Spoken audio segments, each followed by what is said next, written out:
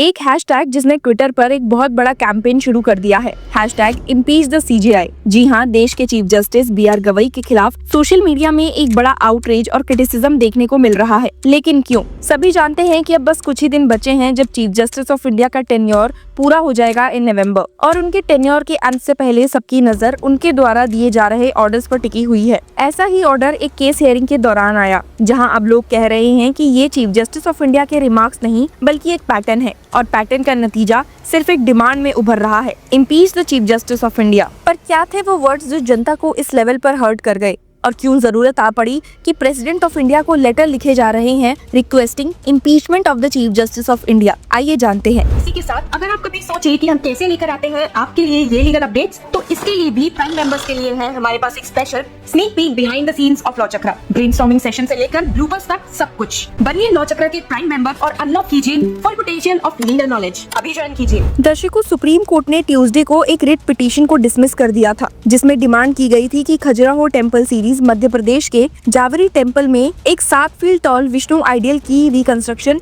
और रीइंस्टेटमेंट का ऑर्डर दिया जाए। ये matter chief justice of India B R. Gavai और जस्टिस के विनोद चंद्रन की बेंच के सामने था। सीजेआई ने शुरुआत में ही इस पिटीशन को पब्लिसिटी इंटरेस्ट लिटिगेशन कहकर खारिज कर दिया। उन्होंने कहा, this is purely publicity interest litigation. Go and ask the deity himself to do something. If you are saying that you are a strong devotee of lord Vishnu, then you pray and do some meditation. जिसके बाद millions of सनातन धर्म believers के लिए ये बात सीधा दिल पर लगी। पिटिशनर्स ने सिर्फ ये बताया था कि विष्णु जी की मूर्ति का सिर टूट गया है और रिकंस्ट्रक्शन की जरूरत है, लेकिन चीफ जस्टिस ऑफ इंडिया ने जवाब में कहा, it is an archaeological find whether the ASI would permit such a thing to be done or not. There are various issues. In the meantime, if you are not averse to Shaivism, you can go and worship there. There is a big linga of Shiva, one of the biggest in the Khajuraho. Court ने बिना किसी relief के petition को dismiss कर दिया, लेकिन कहानी यहाँ खत्म नहीं हुई, बल्कि इसके बाद भारी बैकलैश शुरू हो गया। विनीत जिंदल एडवोकेट और सनातन धर्म के फॉलोअर ने एक स्ट्रॉन्ग लेटर लिखकर चीफ जस्टिस ऑफ इंडिया से अपने रिमार्क्स वापस लेने की डिमांड की है।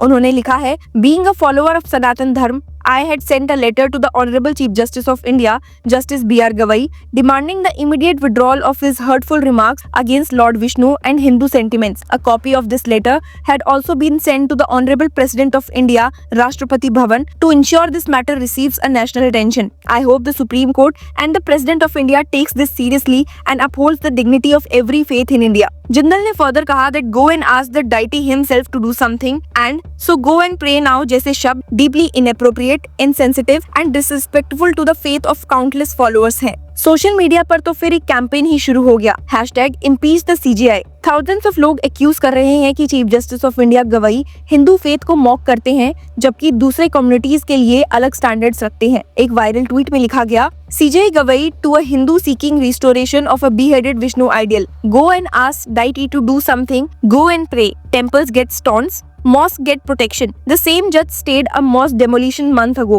Hashtag impeach the chief justice of India. This isn't justice, it's snake hypocrisy. ये डबल स्टैंडर्ड्स का चार्ज अब ओपन डिबेट बन चुका है। एक सिटीजन गर्वित सेठी ने भी राष्ट्रपति भवन को लेटर लिखकर डिमांड किया कि इम्पीचमेंट प्रोसीडिंग शुरू हो। उन्होंने अपने लेटर में लिखा है, such statements from the highest judicial authority of our land not only wound the sentiments of millions of believers but also cast serious doubts on the impartiality, dignity and responsibility expected of the office of the Chief Justice of India. The Constitution of India under Article 25 guarantees the right to freely profess and practice one's religion. When such sacred sentiments are mocked or disparaged by those who are constitutionally bound to protect them, it creates a grave breach of public trust. सेठी ने राष्ट्रपति से 3 demands रखी हैं। पहला, unconditional apology, वरना resignation, और अगर दोनों ही ना हो तो आर्टिकल 124(4) के तहत इम्पीचमेंट प्रोसीडिंग्स। दर्शकों, सिर्फ इतना ही नहीं, जर्नलिस्ट भी इस मुद्दे पर फ्रंट फुट पर आ गए हैं। ऑप इंडिया की एडिटर इन चीफ नुपुर जे शर्मा ने लिखा है, all CJI Gavai had to say was that the plea fell in the jurisdiction of ASI and not the Supreme Court. Being the arbiter, guardian and interpreter of the Constitution, that is literally what the Supreme Court is authorized to say. Delegitimizing the faith of Hindus is not essential to the interpretation of law. Normalization of violence against living, breathing deities is not essential to the interpretation of law.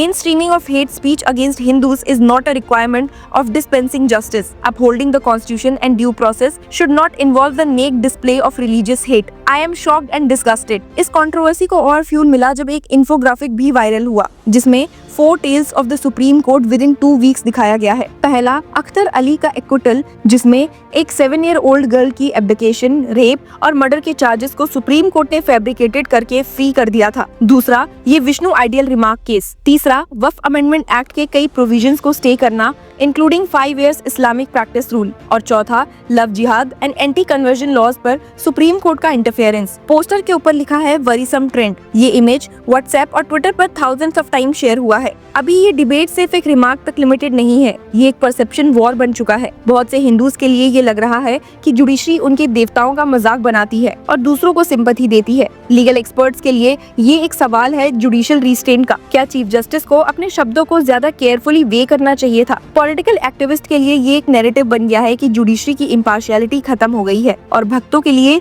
ये सिर्फ और सिर्फ hurt faith का issue है। जिंदल ने अपने letter में ये भी लिखा that I have personally seen these remarks widely reported by many reputed national and international news agencies which has caused immense hurt and anguish to millions of Hindu devotees. इसी backdrop में #impeach the CJI अब एक दिन का hashtag नहीं बल्कि एक national demand बन गया है। एक वायरल मीम में लिखा था if mocking Hindu gods is judicial independence then what is accountability. CJI के सपोर्टर्स बोलते हैं कि कोर्ट ने सही किया पिटीशन को डिसमिस करके क्योंकि ये ASI का मैटर है, सुप्रीम कोर्ट का नहीं। रिमार्क्स को उन्होंने रिटोरिक फ्लरिश बताया है, मॉकरी नहीं। लेकिन क्रिटिक्स इंसिस्ट कर रहे हैं कि सुप्रीम कोर्ट के चीफ जस्टिस की कुर्सी से निकले शब्द रिटोरिक नहीं प्रेसिडेंट बन जाते हैं। आर्टिकल 124(4) के तहत इम्पीचमेंट एक टफ प्रोसेस है जिसमें प्रूवन मिसबिहेवियर और इनकैपेसिटी चाहिए होता है। लेकिन पब्लिक परसेप्शन में अब ये एक मॉरल ट्रायल बन गया है। ये कंट्रोवर्सी अभी रुकने वाली नहीं है। लेटर्स जा रहे हैं राष्ट्रपति भवन और पार्लियामेंट तक प्रेशर बन रहा है। सुप्रीम कोर्ट अपने ही फेथ और सेकुलर क्रेडेंशियल्स के ऊपर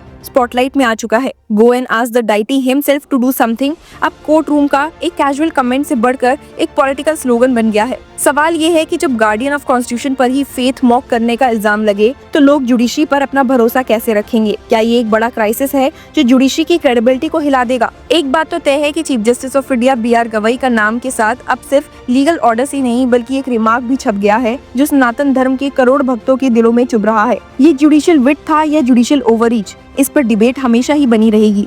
लेकिन डैमेज जो होना था वो हो चुका है और #impeach the CJI ने इंश्योर कर दिया है कि पूरा देश अब ये स्पेक्टिकल देख रहा है। आपका इस पर क्या कहना है हमें कमेंट्स में जरूर बताइए एंड कीप फॉलोइंग अस।